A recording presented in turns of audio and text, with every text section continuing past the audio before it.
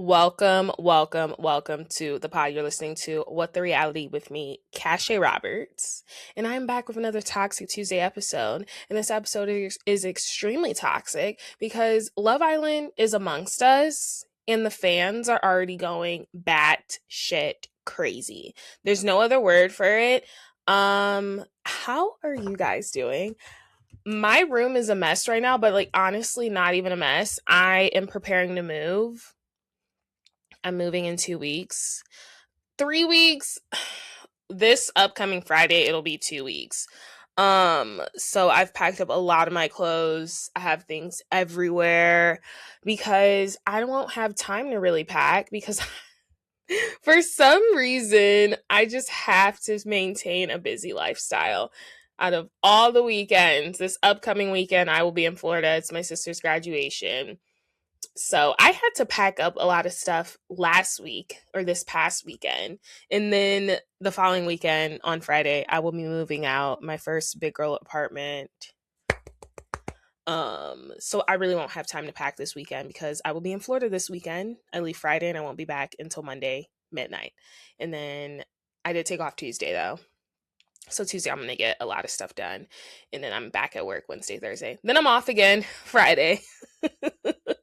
So this is my last episode that you guys will see me at home. In this typical backdrop. If you are following me on YouTube, hello there.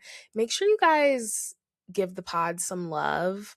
I haven't had a comment in over a year. Please comment and please leave a rating. I know I have listeners. I know I'm not insane. And yeah, in order for me to keep the gems dropping, I need my ratings I need more ratings, okay? More ratings, more comments. Yes.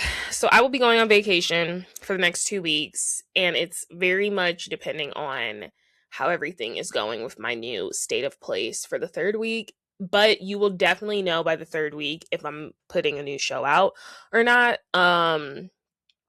Because you will see. It'll either have an old show title or a new one. I mean, sometimes when I'm super busy and I don't have time to chop up something, I'll do a quick intro. I won't just film my background. If stuff, I'm still just getting the hang of stuff. I'll just film a quick intro and I'll do a blast from a past episode, a deep dive of what's the reality. I might do the Page to Sorbo Craig Conover, rerun that up while this Summer House stuff is hot. So if you see that for your Toxic Tuesday, that's what that is. It's Tuesday Takeover, a blast from the past.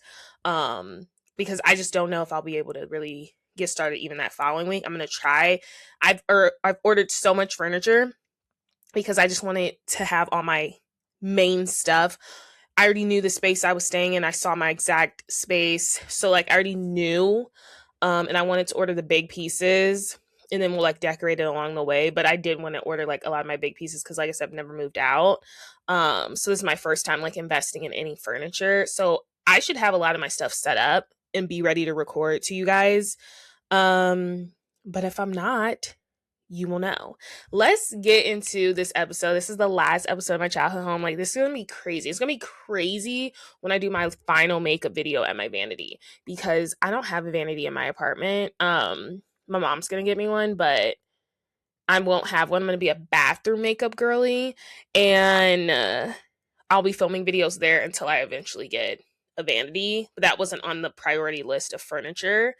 So I'm gonna have to suffer without a vanity. I'm gonna miss my vanity so much. And then I moved from recording to my window because you guys know it was daylight savings, the sun would be setting, so I would be losing my precious light. I'm why don't I just clear my vanity and film my pod at my vanity? And that's what I've been doing. Yeah, it's gonna be crazy. It's gonna be mental when I film my final episode here. Let's get into Love Island. The fans are crazy. There are people that aren't even in my vocabulary level, at my vocabulary level, that are calling me parasocial because of an opinion of because of my opinion watching Beyond the Villa. Because I love Alandria. Oh my gosh, guys, it's Met Gala Monday. Amazing. I won't be talking about it because I'm recording at 4:30. It's 4:45, but it is fashion bar. Amazing. But yes, there are people that aren't even at my intelligence level that are calling me parasocial because I'm commenting on Beyond the Villa on TikTok. My recent TikTok video has surpassed what I thought it would. And honestly, I'm getting a lot of love. I'm getting a lot of love. I'm getting a lot of people like, I understand what you're saying, but there are people in those comments that are mentally unwell that I don't know. Like this last season, I really am interested to see who this new cast is. I used to want to be on Love Island prior to its blow up.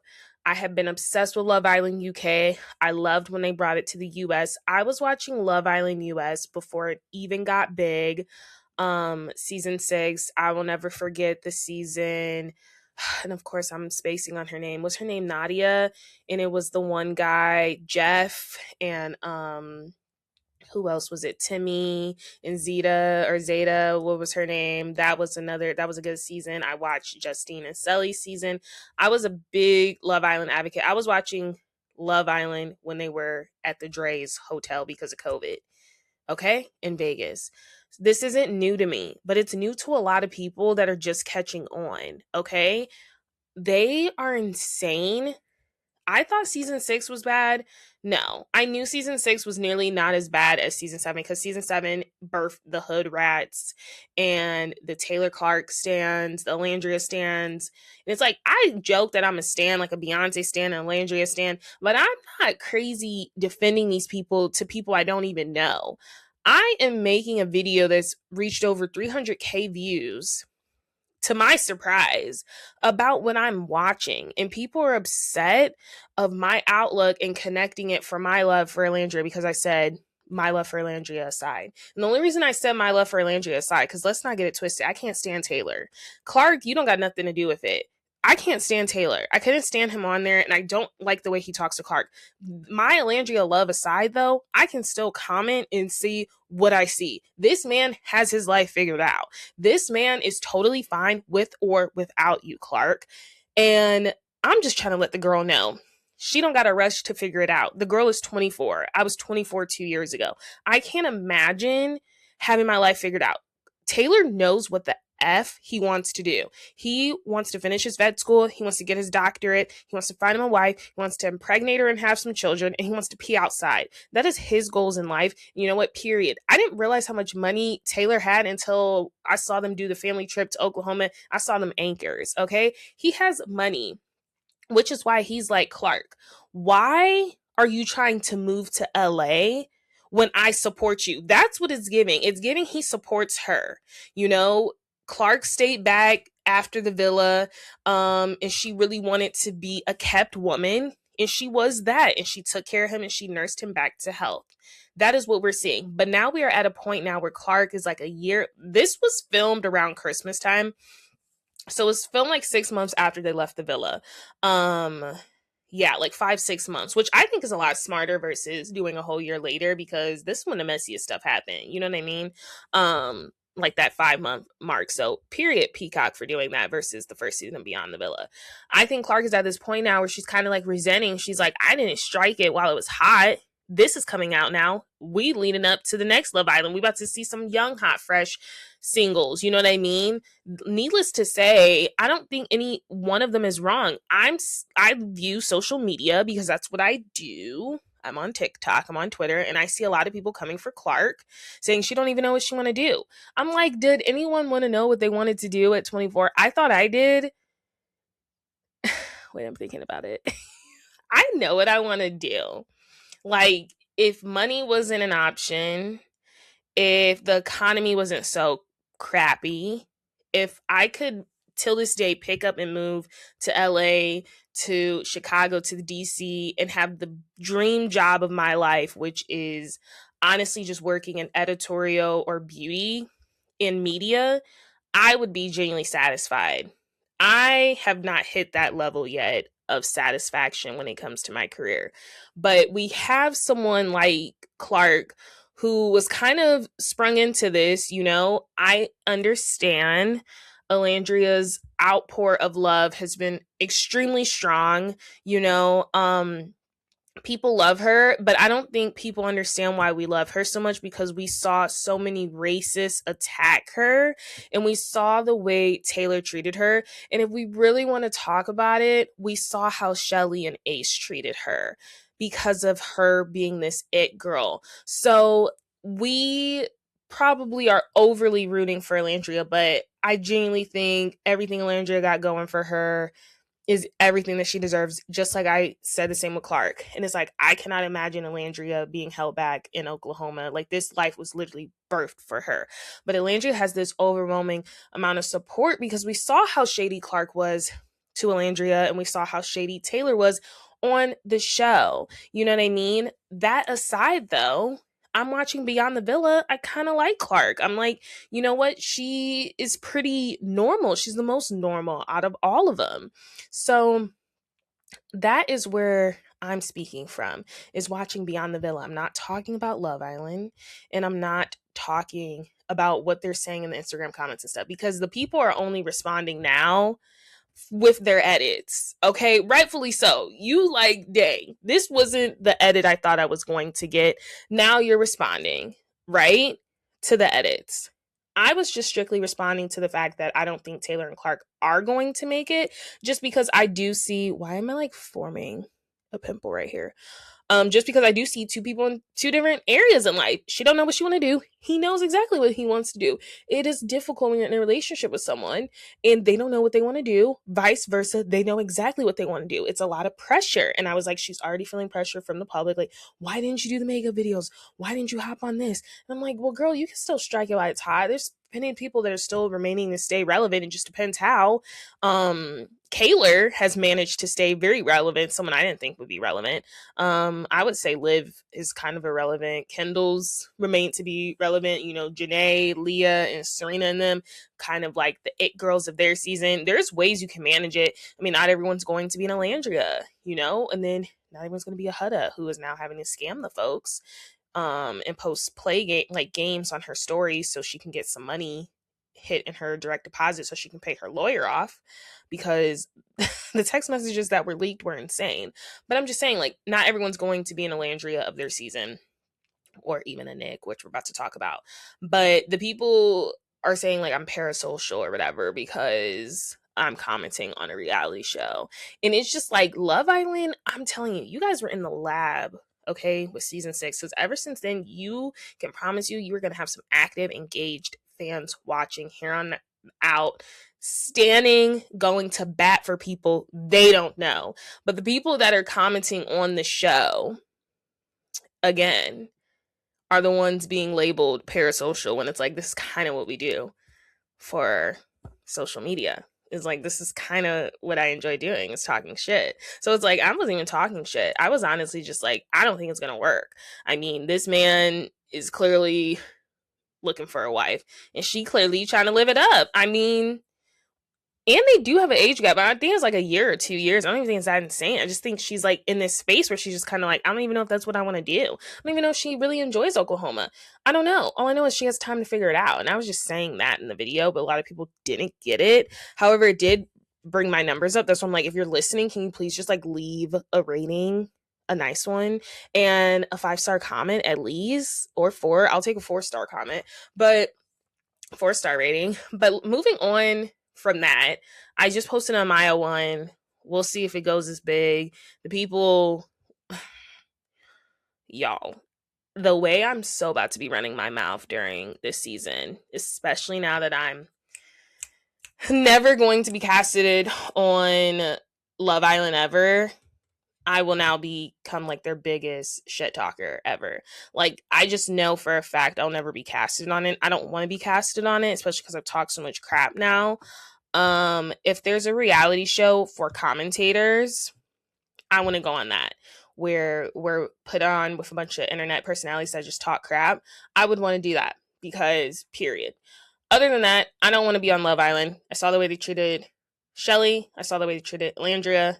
And I see the way they rode for Huda. I don't want to be part of no Love Island that is operating like that, but I will happily talk crap about it. Speaking of Love Island, Nick, along with some other pretty famous reality stars, Andy Cohen, or like reality people. We got Andy Cohen. We got Kristen from Top Chef. We had Stacey Rush from Potomac. Nene Leakes was on a cover. Tiffany Pollard. Riley Burris. Nick Val. Lindsay Hubbard. Just to name a few, we have Jesse Draper, Brooke Marks. There are a ton of alternatives to this Vulture. Yeah, a couple of these posts and these covers or whatever. So Nick was on there from Love Island. Let me go to what I have bookmarked. Okay, they changed bookmarks on Twitter. Okay, and Nick is speaking out. So this was the feature that they did on Love Island. This is what they said for Nick. I didn't get to Amaya yet. They said summer 2025 was the season Love Island USA became undeniable. Clips from season 7 were such viral sensations that for a few weeks in June and July, there was a higher percentage of ambient Love Island content than there was relative humidity in Manhattan. The king of those clips was Nick Vansteenberghe, the baffled mind behind the inescapable mommy mamacita meme stemming from his utter inability to process the idea that his co-star Huda Mustafa is a mother of a child. But the real key to Vansteenberghe's success was his ability to pivot. He could tell which way the island wind was blowing and consequently adapt from ladies' man to yearning. Okay, this is just in Blake Lively, Justin Baldoni, subtle. It ends with us legal battle. I don't know if I'm going to get into that. He could tell which way the island wind was blowing and consequently adapt from ladies' man to yearning, twerking boy next door as early couple turnover called for it. By the middle of the season, the fandom had Colsked around. Okay. Colsked around pairing him with co-star Elandria Carthen.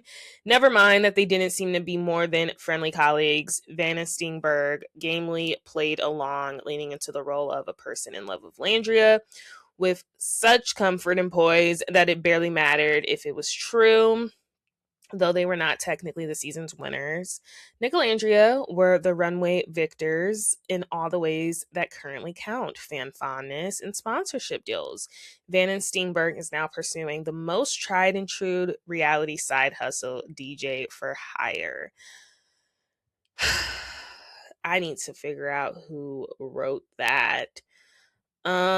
This is what Nick said in response to that feature. He said, "Dear Vulture magazine, I fly all the way out to New York where you ask me to be photographed half naked and you smile and shake my hand and then you write some bullshit like that.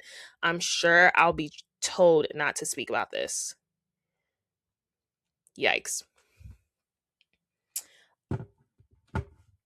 That was a drag. DJ for hire, that is the most reality TV tried hustle is definitely DJ for hire. Ask Kyle Cook, ask James Kennedy, ask Maddie,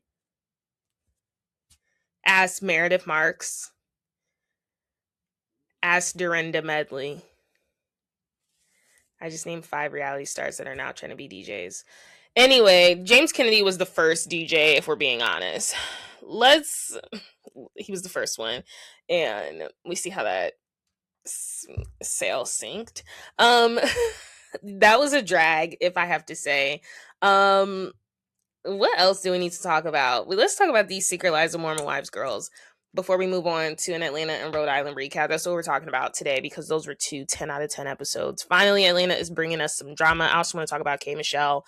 I may be tucking my tail very soon. I may have read this very wrong because I'm very disappointed in her performance and her Twitter performance, which I will be talking about. Secret Lives of Mormon Wives. Whitney announced her exit during her Chicago Broadway show. She's no longer returning to the show. We kind of figured. At a certain point, you do get bigger than the program. I think Whitney is definitely bigger than the program. I think she has some stuff lined up even after Chicago. Like, I don't think she needs Chicago. I mean, I think Chicago was a good, like, okay, next step. But she definitely has some other stuff in the works, and I'm excited to see what else she got going on. Um, Michaela. Michaela is leaving Secret Lives of Mormon Wives. I'm not sure how long she is leaving. I do know they are filming currently right now.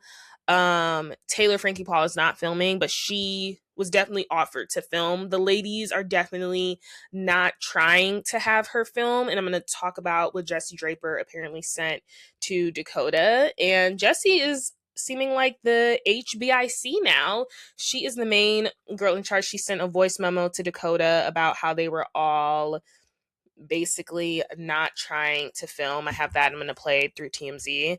And then we have Jen Affleck is going to the OC. So Secret Lives of Mormon Wives this season is going to look very different. But we do have an update. Apparently, allegedly, Taylor Frankie Paul's Bachelorette season will most likely be airing this summer. Because of all the Dakota controversy, they had to let it blow off. But I knew it was going to come out. I'm just like, you're not going to waste that much good coverage. Like, you're not going to turn this into a Real Housewives Ultimate Girls Trip season 3. Like the lost files that genuinely deserve to be seen. I want to play what Jessie sent to Dakota on March 5th. I am a journalist, so I'm about to go on YouTube and see when she went on Call Her Daddy, because that was on March 5th. And I'm just interested in to see what the timelines are. Call Her Daddy, Jessie Draper. She went on there a month ago. What day was this? Please do not play into my mic. Please don't play. Okay, I played a little. Okay. What day was this? And this is at 3.9 million views, which is insane. This was March 25th. So as of March 25th on there, and I'm pretty sure it filmed like a week beforehand, she was in support of Taylor Frankie Paul. But March 5th, this is what she was actually saying to Dakota. Courtesy to TMZ. Hey, just wanted to send you a voice note because I don't know how much Jordan has told you about what's going on like production's end, but pretty much everyone's in alignment as far as the cast goes about not really wanting to publicly support Taylor at the moment with the Bachelorette stuff, just because we all feel so uneasy about if this comes out, and just honestly, morally, none of us can just sit by and be like, oh my gosh, we're so excited for her when we know the truth. And we all feel that way, but we are having like production and management gaslight the fuck out of us. And Danielle specifically is just like saying crazy things like, you guys have no idea, like she's the victim, it's all him and crew are making things up. And they're definitely trying to spin that narrative to protect her in the show. And I think we're all, as parents, just like, this isn't okay. Like, we know that this situation is dangerous and it needs to change. And if she gets away with this with no consequences, then like it's not good for anyone, especially the kids. So my question for you is, I do feel like some of them need to see the videos just because we all feel a certain way about it and we all are aligned, which is good. But I do think it would help them not get gaslit by production and management, because I think they're trying to spin a story that like, you guys don't really know what's going on and Dakota's lying. And I just feel like it would be helpful if some of them saw. I don't know how many are interested in seeing them. I know Michaela is for sure. She's actually the most vocal about this right now. And she's like, I don't want anything to do with this. And I think it's disgusting if you guys are trying to hide this. So if you don't feel comfortable with it, that's totally fine. And I don't want to like bombard you or like pressure you to do it. But I do think if all of us are going to kind of stand up and like say what we feel and like stand firm in it, I think it would help them if they've seen it. Me and Macy have told them and like they believe us, but I just think it would help us not all get gaslit. So I just wanted to throw that out there. I hope you're doing okay. I know this is freaking hard right now, and I'm sure both you and Taylor are struggling. And that's what freaking sucks about this, is no one wins. Like at the end of the day, no matter what happens, no one wins. Like everyone's in pain. Everyone's hurting. The kids are hurting. You guys, like, and I love Taylor, and I just am sad that it's gotten to this point. And But I honestly think something needs to happen for her to learn some lessons. And I hope this is helping you too. I know it's probably really, really hard. So I just wanted to let you know that we're all thinking about you and Ever especially, and Taylor too. Like, we're all just so sad about this. So anyway, sorry, I just like rambled on. You can call me too, but just let me know how you feel about that and if it's even something you're open to. And again, no pressure. I just kind of think it would help since a narrative's definitely being spun. I just don't even know why she would send that to Dakota. I understand though, because if we're being honest with the whole summer house of it all, I just felt like this needed to happen for Sierra to get the F over West. And so I'm like, maybe this needed to happen to Taylor Frankie Paul for her to really get over Dakota and like leave that situation alone. Put your kids first, put yourself first, leave it alone. But yeah, I thought that was interesting. I think Jesse's a little two timer. I think a lot of the women were jealous once Taylor got that Bachelorette deal. And I think Jesse wished she filed for divorce sooner so she can go on the Bachelorette. What I'm seeing is in this Mormon community is these women, they got married so young, 18, 16. They're having these children before, like right after they have their first official period. And you're having these children, and now 10 years later, you're getting quarter life crisis. And it's like, we all get crisis, midlife crisis, quarter life crisis. Theirs is to the extreme. You are going through divorce. You are over here marrying another man, and you're doing all of this under the ripe age of 25 and really for real just 30, when it's like you have so much life still to live. So I don't know, the Mormon community, they honestly, you want to talk, it's so funny how people want to talk about how Black families are constantly making broken homes. Black men, Black women were the products of broken homes. I mean, I'm not, but that is what people constantly are saying. It's so funny to me how they say that when I'm like, we have an actual example of some broken families in the celebrity world. When we talk about the Mormons, we even can talk about the Kardashians. We have actual examples, but for some reason, not to make everything a race thing, but for some reason, it always becomes a Black and brown people make broken homes. The Mormon community is making broken homes, and I would even say the Kardashians family alone is making broken homes. Something fun before we get into some other topics. Might be a little longer today. Like I said, I won't be here for the next 2 weeks. Candy Coded Nights. Candy Burris did a cover of Kalani's Folded, and now she is attempting to say that wasn't her and it was AI. It was her. We kid. Candy, you are an amazing songwriter. You're steps away from that EGOT. Singer though, it's always giving underwater. It was, that's just something funny to throw in today before we get into some Atlanta topics. Before we do, Love and Hip Hop, the franchise has been canceled. Paramount has canceled it.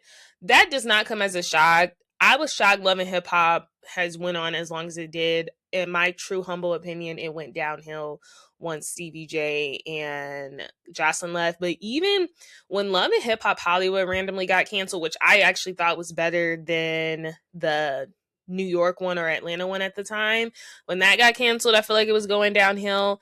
They are going to do a 6-series drop, wrapping up some storylines because it is scripted. A good amount of it is. They're going to do a 6-episode premiere. I don't know if it's like a premiere. It's like a 6-episode season, wrapping up all the storylines of all the seasons this fall. So I'll definitely might be tuning into that because I will definitely be interested. Kim Zolciak. So Kim Zolciak has apparently lost the custody of her children again. So I talked about this in one of my episodes about how earlier she was saying the only reason she lost custody of them or whatever is because she's been like in and out of work or whatever, and they've been with Croy apparently. She says she didn't lose custody, like she's waiting for the schedule to get back on track. She had cleared it up pretty phenomenally, and I was just like, okay, that was that, right? So now she's lost physical custody again. And this time the courts are saying like why apparently. So she's basically facing a legal setback. A Georgia judge ruled that Kim and Croy will continue to share joint legal custody of the kids, but Croy will have the final say when it comes to education, non-emergency medical, and religious decisions per the docs. This is as of May 1st. Following the court's decision, Kim, who filed for divorce from Croy in 2023, she reacted. So she said, "While I want this process to be over for my children more than anything, I am looking forward to a full court date when we will finally be provided with an opportunity to present the truth." Last month, apparently, Croy filed an emergency request for permanent physical and legal custody of his kids, KJ Cash and the twins, Kaya and Kane, saying Kim was quote unquote both unstable and unfit as a parent and is quote unquote more selfishly concerned with her own image and her work options than the opinions of experts and or the best interests of their children. Kim's lawyer denied those allegations, telling TMZ in a statement that Croy's decision to file the motion lacks factual support and is unwarranted. "We will address these claims in the legal forum and will vigorously defend the truth in court rather than through public discourse." Meanwhile, Croy also filed for sole custody of their 4 kids in March and claimed that the Bravo star exhibited blatant mismanagement of basic parenting responsibilities that would be practically unbelievable to anyone not familiar with the circumstances. Kim strongly denied these claims, saying these accusations are completely false and nothing more than a deliberate attempt by Croy to defame my character. "I refuse to be bullied or have lies twisted into a narrative about who I am. I will not stay silent. The truth is on my side and it will come to light no matter how hard anyone tries to bury it." Kim and Croy would so once completed, Kim and Croy would resume operation under existing court order parenting plan, which otherwise remains in full force in effect until further agreement and or modification. That was as of April 3rd. Because Kim had to complete 4 sessions of therapy. So yeah, that is the latest update. She did go to Instagram with that statement, and I think she talked to TMZ as well. It's like not factual, but it's like, girl, you're literally getting your kids taken from you. Very odd case we've also been following. Obviously, it's like the whole Drew Sidora, Ralph Pittman of it all. So Drew claimed that she would be homeless if she did have to relocate, but the judge was like, "I really don't care." Because she filed a motion saying she would literally be homeless. The judge said he does not care. You still got to move. She has to move by the end of May. We are now in May. In a recent hearing, why did I say it like that? In a recent hearing, this is what TMZ, Drew begged the judge to reconsider the decision. She claimed she had no new home picked out and lacked the funds to make the move. I don't know if I talked about it on here. The text messages, there were text messages between her and Ralph that were leaked or that were brought to the front. I don't know if they were leaked or not, but basically she did disclose that she's been giving him half of her Real Housewives of Atlanta check, half of her sponsorship deals, and something from some of her projects. I don't know why she's been paying him this whole time, half of it. So yeah, but either way, it was claimed, I don't know if those claims are true, is now she's saying she's going to be homeless. It has to be true, but either way, if you're making $12,000 a month, you're not going to be homeless if you try to get something from you for you and Josiah. I think it's insane that they're separating the children, her and the oldest kid, and he has, I think, physical custody of like the younger ones right now. But there were receipts alleging that she's been paying him half of like a lot of her stuff recently. I listen to Carlos King, Monday Night Live. I'm a fan, a supporter. And honestly, I feel like for him to say making under there's no way she's making under 40,000, I think, a season with Real Housewives of Atlanta. So 12,000 just didn't even out to me and it didn't make sense. So I know that's for sure not true. I'm going to be following Drew's story because I'm very curious who her legal representation is. It can't be anyone good because she is constantly in the gutter when it comes to these new motions and these new verdicts. She is constantly getting screwed left and right. So I will be following that. Yeah. the judge is like, you still got to get out. So she still has to find a new home. And I'm hoping we get to address all of this at the reunion. I hope we get a clear answer, because my issue with Drew, so we get the runaround a lot and none of it really makes sense. Why are you being forced to leave your home if you have a good lawyer? And then also, I think I talked about, she had a video of him abusing Josiah physically. So I don't know why that's now just being put out there. I don't know if it was being used as ammunition or the right moment. The judge still was not swayed. He was like, you got to get out of that house. So I don't know who Ralph knows and why the judge is ruling in his favor. Probably because when the kids are with her, they're missing a lot of school, apparently. So they said this is clearly the correct adult, but even after her showing this video of him abusing Josiah, the judge apparently still ruled with Ralph. I don't know. There's another odd video going around of Ronnie Ortez Magro, of Magro of Jersey Shore. Jersey Shore, they are constantly shipping and shopping around their show. That is a show that I think they can let go. The Family Vacation, MTV did cancel it. I think it was about time. They are a little bitter. They're saying they're not gone for now. It's giving Shaw's of Sunset when it's canceled and you're like constantly shopping it around and you're trying to get the people to like buy into it. I just feel like personally, Family Vacation needed to be wrapped up. They're shopping it around. There's a video of Mike talking, and then he says something about Ronnie. I don't think he realized that Ronnie was dozing off. Ronnie does not look well. He does not look in a healthy situation, not mentally or physically. Now, Ronnie is going on social media to kind of clear up what was going on. In a series of Instagram posts he posted this Monday morning. He shared a statement saying, high functioning depression is waking up each day with a face that works but a heart that doesn't, doing everything you're supposed to do while feeling nothing inside. In most days, it feels like you're trapped in your own life, forced to keep moving even when every part of you wants to stop. He then shared a post raising awareness for mental health awareness, which is honestly May, so that was nice. And then he shared an interview of NBA player Kyrie Irving declaring it's okay to be a human. Like, I don't have to be perfect for anyone here, nor do I have to be perfect for the public. So I'm not here to dispel any perception. I'm just here to be myself. Yeah, so apparently in the video he's like nodding off. He just did not look well. We know he is going through a breakup currently in a whole DV dispute.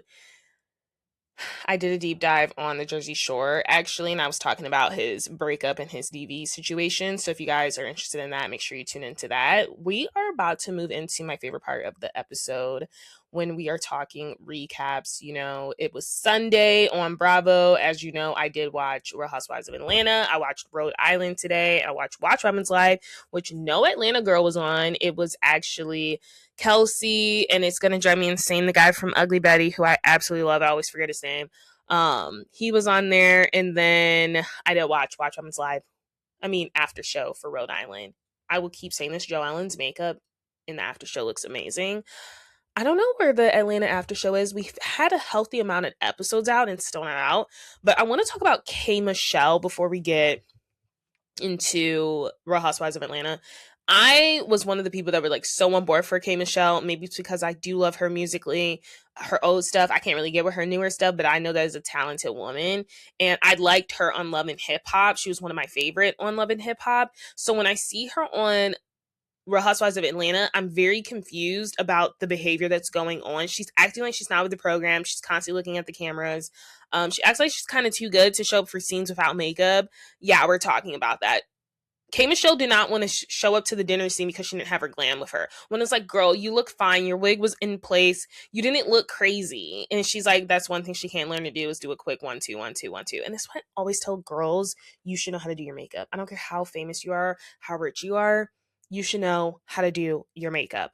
It's just a skill. It's a trade, honestly. People are getting paid because they know how to do makeup. That's a trade. K Michelle's behavior has honestly been a mess on social media. She is turning into the Candace Dillard Bassett of the season, and she's been on these nonstop campaigns of just constantly talking crap and constantly responding to fans. She is not handling the critiques very well. So this was what she was tweeting. She said, enjoyed the ladies on the plane. That was the first time really bonding with Phaedra. She said, I enjoyed this episode. Pinky and Angela had me entertained, which they had me entertained. We're definitely talking about that. And then she said, it's giving, I don't care to know you, and you keep poking, gearing up for your creative storyline involving me. I'm minding my business. But the thing is, K Michelle, is like, you are giving also, you're looking for a storyline because you will not let go of this bone you have with Portia when that was supposed to be your friend. And now it's like, you're like obsessed with that. That is just from Sunday. I just want to go through some of her tweets. Cause she's been going off. She said Cynthia is getting aggravated. Okay, I thought she said Cynthia's aggravating. She's live tweeting, which is like, I don't care, but I'm just like, last week was a bad week for her. Like, she was going off on fans. Let me see. Okay, she tweets a lot. Maybe I won't be able to find it, but she was like going off on people last week, and I was just like, girl, can we please calm down? Like, can we please? Okay, she tweets a lot, guys. Sorry. I don't know if I can dig in between these tweets because she tweets a lot. I'm like, am I at a week mark yet to see what she's been saying last week? Yeah, she just tweets a lot. I wonder if she's deleting stuff. Okay, here's one. She said, someone's like, doing good. Hope you are too. How are you liking the season so far? Real Housewives Atlanta. She said, I love it actually. Sundays and Mondays I see can be filled with more opinions than I would like, but I've been doing this in just me so long I actually don't give two shits about them anymore. I mean, that's one of them. She was going off on people last week. I can't find it, but it was just like, I needed her to put her social media down. It looks like she put it down or she like deleted some tweets, because last week or the week before, I was like, hey Michelle, hop off of Twitter. Let's get into this episode. The ladies are heading to Dallas. This is a trip planned by Cynthia, and she wants you to put on your best Duck Dynasty. Some of the girls don't know what that is. I probably wouldn't have known what it is. I probably would have showed up like Cowboy Carter-esque. K Michelle and her husband, we learned they do not have a prenup, which I thought was interesting, but she said he's just so far removed from anything she does, like he doesn't want anything. I can't really speak to that. I want to talk mostly about this Angela versus Pinky. I'm not gonna let you guys wait for that. Angela versus Pinky was giving me personally Marlo versus Eva. I wouldn't even say Nene Leakes and Claudia Jordan. I would definitely say Eva Marcel and Marlo Hampton when they're in Tokyo. And it was just a lot of back and forth. I thoroughly enjoyed it. Who do I think won? Angela. But Pinky can hold up very strong. So the ladies arrive to a house. It is a stunning house. There's a pool house and there's like a little villa, and then there's the main house. Housing arrangements. Kelly and Shamia were put in the pool house because they are inseparable. They cannot live without each other. There was questions. Was it going to be Kelly and Shamia, or was it going to be Frick and Frack? And then the alone villa was Pinky. The main house had all the girls, right? They all were satisfied with their living arrangements, but Kelly and Shamia were really upset about their home. I didn't think the pool house was bad. I mean, obviously somebody got to go there. I don't know why they were upset. I understand why Kelly was upset. If there was a stain on my bed, I would not be okay with that. You tell Cynthia, okay, get it clean. That's why I don't do Airbnbs. You cannot catch me in an Airbnb. I will be at a hotel every day, in a resort, before I'm at an Airbnb ever again in my life. I will never forget, I went to Maryland for the weekend, and okay. I'm like, why am I getting this text message? Oh, okay. Um, I'll never forget, I went to Maryland for the weekend's concert, and we stayed in an Airbnb, and it was in a basement of a home. So that, honestly, guys, like, it's like three girls, like, that honestly could have ended up really bad. It was a basement of a home. There was a lock, so you can only enter outside the door, but there were people living at the top. It was like, I think, like a family. Which is fine. But I got a red Solo. You know, these, you're done, you throw them out. I'm thinking they just filled it up for us. Like, you know, you grab a cup if you got drinks or whatever. I grab a cup, and there's orange pulp in there. Orange juice pulp. I kid you not. And I'm just like, y'all can't afford to have disposable red Solos. You're washing these cups, and when you look at the rest of the cups, they're soaking wet. Like, before our trip, they had washed these red Solo cups instead of just getting some. Red Solo cups. You can't just dispose of that? Oh my gosh. So it was that. There was a spider. I mean, we were in the basement. Like, it was just like, I don't like Airbnbs because I gotta clean up. In a hotel, I'm not trashing it. I'm not like a Ramona Singer, like going insane at night. But it's like, I like that someone can come in, clean the bed, like clean our room, restock our towels and stuff. Like, I have to bring towels and stuff when I go to Airbnb. I have to bring washcloths and stuff. I'm not using their stuff.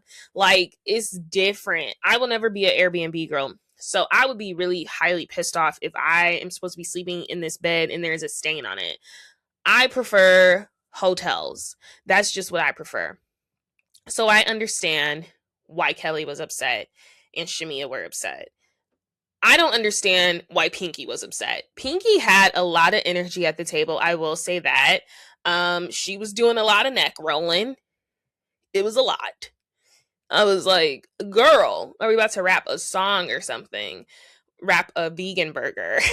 Like, what is going on? She had more bass in her voice for her friends than the friends did. Because Cynthia's like, I talked to the girls and they didn't seem that upset about it. And she's like, Pinky was like, well, they're pretty upset about it. Pinky was trying to get to the bottom of it. Why did you place them in the pool house when you could have placed anyone else? She had a lot of heat for her friends.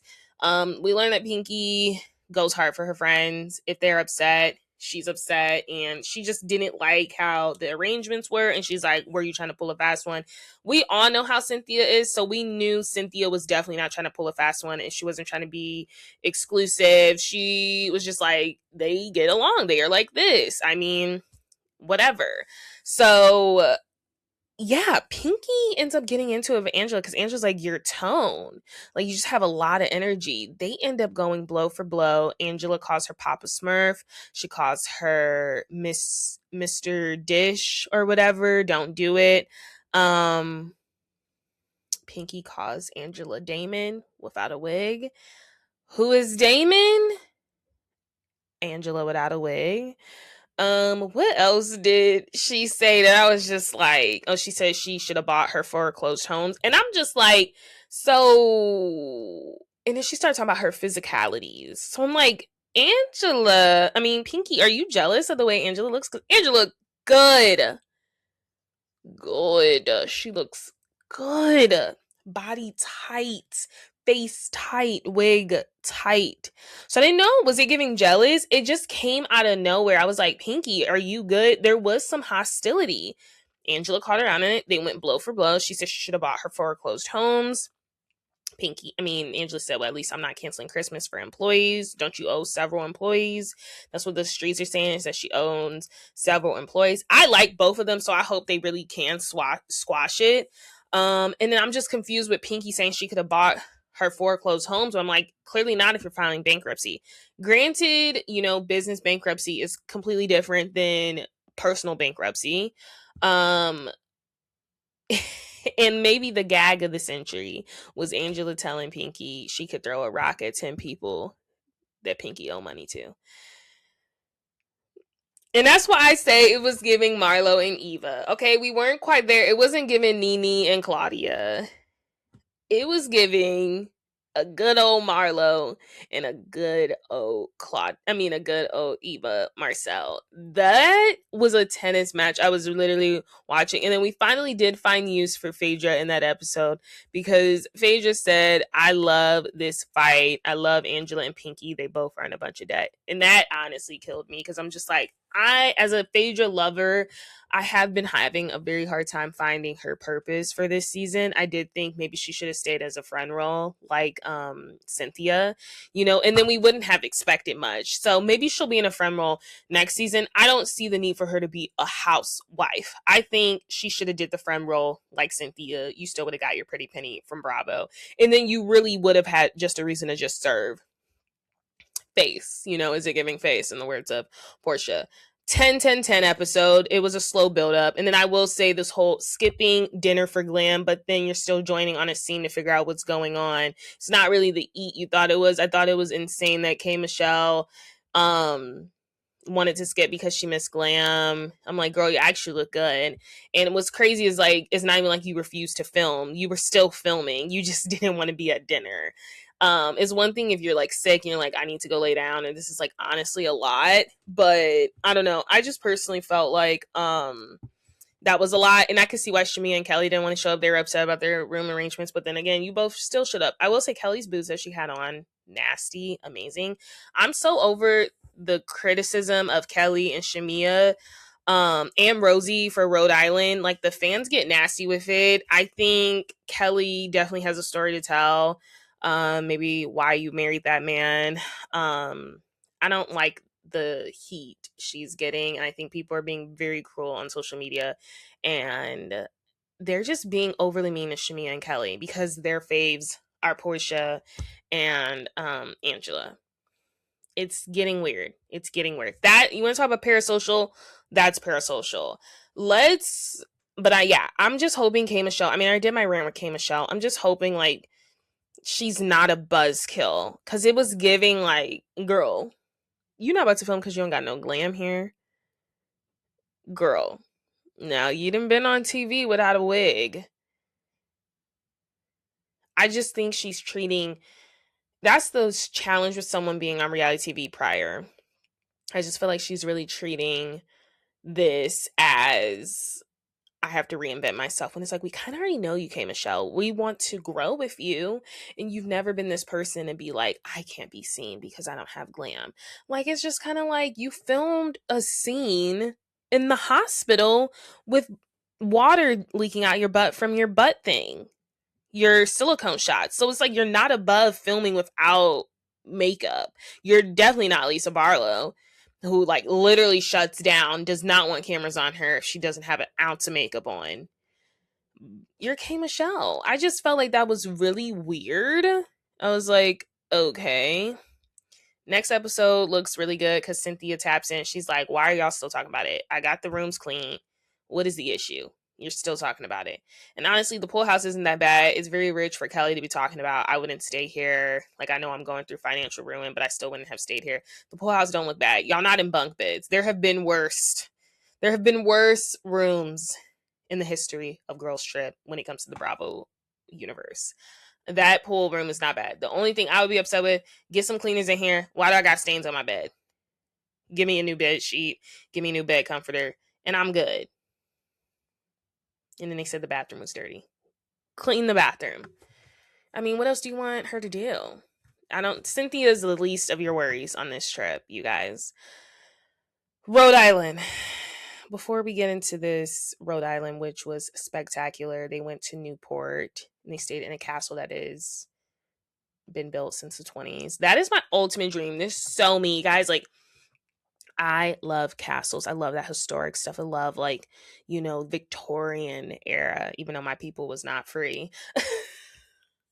My people were not free. However, I do love Victorian era. I imagine just Bridgerton. Okay, that's what I imagine, these amazing castles and, black people in charge. Okay, Queen Charlotte, that's what I imagine when I say I like the castle life, and that is the life I'm imagining. I'm not imagining the cruel reality of what is America. Okay, so let me just live in La La Land of Bridgerton meets Newport meets Rhode Island. Before we get into that, I Watch Women's Live. There have been rumors that, and I think I talked about this on the last episode, that Rula's Brian, his mom was not in the hospital. Apparently, he had got a text from the mistress that she was going to show up, pop up, and he had to go calm her down. And he told Rula that the mom was sick. We don't want to talk about sickness because I do hear the mom is sick, but we do know is that on Watch Women's Live, Kelsey did confirm that she does not think the mom was sick. I'm pretty sure they were going to go cool off the mistress. And so what that confirmed is that Rula was in on it, and Joellen, I rest my case, leave the girl the F alone. She did not want to know about her man cheating. And I'm sorry. I like Joellen. I like all of the girls. I don't dislike any of them. Joellen, you couldn't get that much energy from me. I understand they try to get you fired from your job and you're doing everything possible to prove to this woman that her man is cheating on her. You are doing entirely too much, though. You have the receipts and stuff. This woman is saying is AI. But I think it's Brian AI. How about that? I think he's the AI that's behind these text messages. You've done everything you can, Joellen. I would let it rest. And I think the ladies in the group are getting to that point with Joellen. They're like, what else do you want? You've tried? She don't want to believe it. So at what point do you kind of just let people do them?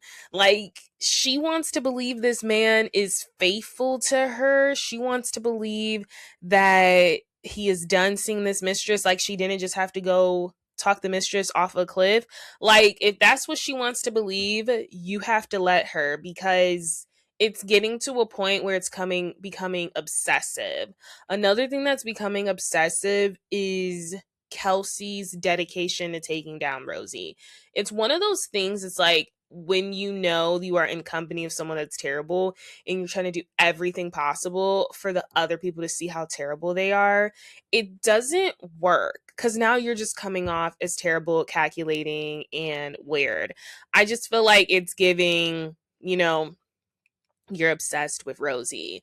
In this episode, Kelsey breaks up with her boyfriend. We knew that was happening. It was being built up to it. I think she is lucky that she was able to get on the show. And I think Rhode Island is not going anywhere. I think Kelsey is going to become an iconic housewife. I think a lot of them are going to become iconic. I just see it happening. Liz, Alicia, Joellen, Rosie, and Kelsey. I don't really see it for Ashley, like becoming iconic, but I think she's necessary to the group. I think all of them are going to become iconic in their own ways. And I think Kelsey is one of them, whether it's her hair or makeup or whatever, because she does do her makeup a certain way. Her makeup always looks gorgeous as well. And her lips do. I wonder if that's filler, because if it is, like, her filler is like really good. Either way, I think it's smart that she got on the show, just like I think it's smart that Alicia got on the show. These are two women that are in these weird situations with men that have money over them. And I think once you start making that housewife money, you will be fine. So I think Kelsey will be fine. She broke up with him, but however, he's still paying for her car insurance. He's going to be paying for her rent, and he's going to be paying for her health insurance, which is nice. Sweet of the guy. We learn on Watch Women's Live that he is not a sugar daddy. Like, he's actually attractive. He's hot. He works out. And he was actually offended that people were like calling it sugar daddy. And we also know that he has been watching the show and he loves seeing it, but he did not want to be on the show and did not want to be seen. They broke up because she found out there were just more women involved. So it went from a polyamorous relationship to a relationship. Like, I think initially it was polyamorous, but then she was under the assumption there was only one other woman, which is still polyamorous, but no, there was like multiple people, and she's just like, I can't get with that. And then I like also Kelsey really wants to get married, and she really wants to have children, and he does not want any of those things. So she has to move out, which brings me to her beef with Rosie. For some reason, she does not believe Rosie is telling the truth about the square footage of her home, because you know what? Kelsey comes from the most insane amount of square footage. So she's like, you're clearly lying about the square footage. I don't know why we care. I mean, they're building. There, I mean, when you pull up to the house, it was giving Phaedra and Candy looking at She by Sheree. Like, there's a lot of stuff going on. Um, the construction trucks are out there. They're adding on to the house. And she said that's what Rosie said that's what her husband likes to do. He likes to buy these crappy places. They fix it up. They live there for a couple years. Then they go on to the next crappy place. Like, he puts money into it so he can sell it and get more ROI, return on his investment, right? That's what he does. And then on the side, like, he sings or whatever, cover bands like Tom Sandoval. Like, I don't know what his other job is or whatever, but that's what he really does. I think he like works in real estate. So it's like, it's not shocking to me that they're adding on square footages. I don't know why Kelsey's so bothered by that. And then she's also bothered by the whole job thing. And it's like, Kelsey's like, or Rosie's like, what do you want me to say? Like, I wish I could say I got fired. Like, no, I had to leave because she had colitis or something. And I guess she was like bleeding out of her butt. She had to wear a diaper to work. And she said it just wasn't feasible. Kelsey's like, you're lying because you were definitely having an affair with one of the execs. That'll come to light if it does. I like Rosie. I like Kelsey, but I think Kelsey's like pushing it like Joellen was. And I was just like, girl. So she gives her like not an upside down. She gives her a backhanded compliment saying like, you were actually very genuine today, or like actually told the truth, or were nice today. It was super backhanded. Ashley stands up for Rosie, which I thought was nice. And I thought it was funny because she stands up to her after she's done fake crying that she has nothing to cry about. And I was just like, what? She was upset that she didn't have anything deep to share because Liz's idea for dinner, there was two events that happened. I do love with Rhode Island how like there's multiple group scenes. So we have the doll party. Alicia's love for dolls is timeless. Whatever. And then we have the masquerade, and Liz actually gifts everyone a mask that suits them. And yeah, she gives Kelsey this full goat mask that she can't breathe out of. There's no nose nostril, there's no mouth nostrils. It's actually insane. And they all go around and they want to share something deep and intimate and personal. What we learned about Joellen is that she was actually sent to behavioral camp. And she said she didn't think her behavior as a teenager really warranted that. You know, like teenagers, they get a little messy, they get a little rocky, a little messed up in the head. But she said she shouldn't have been in the same rooms with like people that are like arsonists and like attempted murderers, like teenagers. So she was sent to behavioral camp. So I think that's why I really do like Joellen. I think she does a lot, but like I'm really enjoying learning about her and her family dynamic. She resents her mom a lot for sending her to behavioral camp. Anyone honestly would. And I just think that we're learning why she goes as hard as she does, because she didn't have the right to, as a kid, to go as hard as she did. If she did, she would be punished. So now we understand why she goes so hard to prove that she's not a liar, because she's like, I'm really not a liar. Like, I swear to you. And that's why she really wants Rula to believe her. Rula did not show up. And this is kind of Rula's thing. She dips in and she dips out. And you know what's crazy is like, I definitely think she's getting the first seat at the reunion. I think she was dealing with his infidelity off camera, and I think she was not showing up because there was stuff that the mistress was leaking while they were filming. But she did not show up. We don't know if she's showing up to the trip. Yeah. Liz and Alicia, they have something weird going on. Alicia says that she was homeless. Obviously, it's very traumatic when your dad sells your home and moves in his other family or whatever. It's like living with a whole other family. Liz is saying you were never homeless. Like, your grandparents were well off. You got a chance to live with your grandparents who were very well off. So it's like, I understand what Liz is saying. It was giving me like David and Victoria Beckham when he's like, say what kind of car you had. Like, you were not a part of the middle class. But I also understand Alicia. It's like, I went from living in my bedroom, I had a toy room, to downsizing, living with my mom and my grandparents' house, no toy room. And it's like, I'm just a kid. Like, as a kid, that's still traumatizing. It's like, yeah, we didn't have a house. We had to live with our grandparents. And Liz is like, I'm trying to help you out. And she says this in the after show. She's like, I was trying to help her stray from those privilege accusations. So she was trying to like be like, you weren't like homeless though, because homeless is a big claim. It's what Drew Sidora is claiming, that she's going to be homeless. That is a big, insane claim. But they had this weird thing going on. Keep in mind, they're both hosting this trip. So, I mean, they were able to cover it up. Like, Alicia it's weird. Alicia eventually bows down to Liz. Like, we kind of know who's the HBIC here. It's Liz. Like, no one really wants to go toe to toe with Liz. Like, Alicia, she'll cuss you out, but she won't go there with Liz. We did get a mid-season trailer. It looks like Joe Ellen does go there with Liz. But no one, I'm noticing no one wants to go there with Liz and have that friendship in jeopardy. And I think we're going to learn very soon because Liz is the HBIC. She's very crazy. I don't know if she's crazy, but it's giving HBIC. No one wants to challenge Liz, is what I'm seeing. Because Alicia, that's your story. If you're saying you were homeless, stay to it. She was like, I guess I was. Like, she kind of like tucks her tail when Liz is like, you weren't homeless. And she's like, but you know I was. She's like, you aren't. Ooh, were you silenced or were you silent?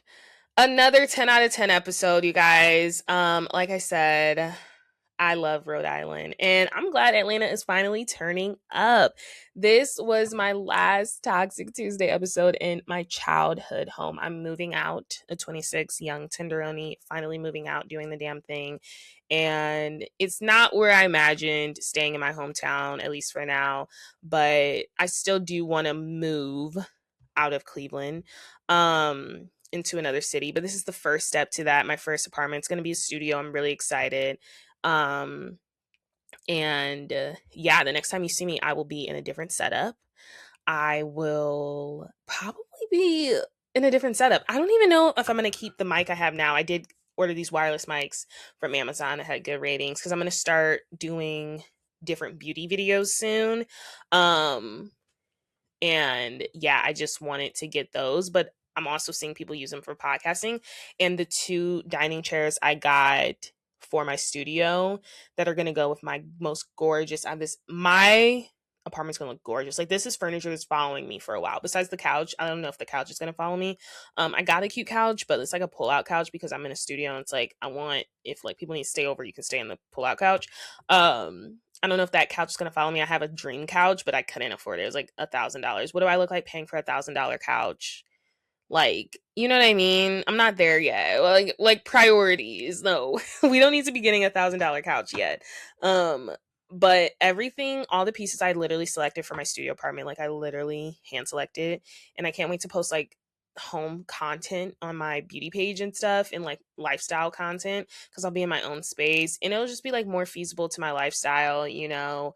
I'm excited for what the year has to come. This seems like a whole new chapter, you know. But yes, this is the last time you guys will see me in my childhood home, and it's honestly insane. This is where the pod started, and we're just on and up. Soon we'll be in a studio. You won't even know where I live. Soon we'll be in a studio somewhere in like California, New York, whatever. But thank you so much for listening. This was another episode of Toxic Tuesday.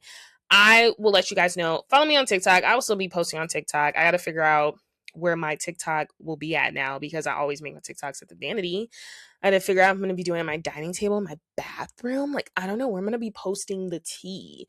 But follow me on TikTok, all the updates. And like I said, I'm definitely going to be off for the next 2 weeks. I will let you guys know with that 3rd week, whether you're seeing a blast from a past episode or it'll be a new Toxic Tuesday episode. Until the next time, make sure you guys please give me a rating, subscribe, 5-star rating, comment, all of the good things. And I will see you guys later. Until the next time, bye.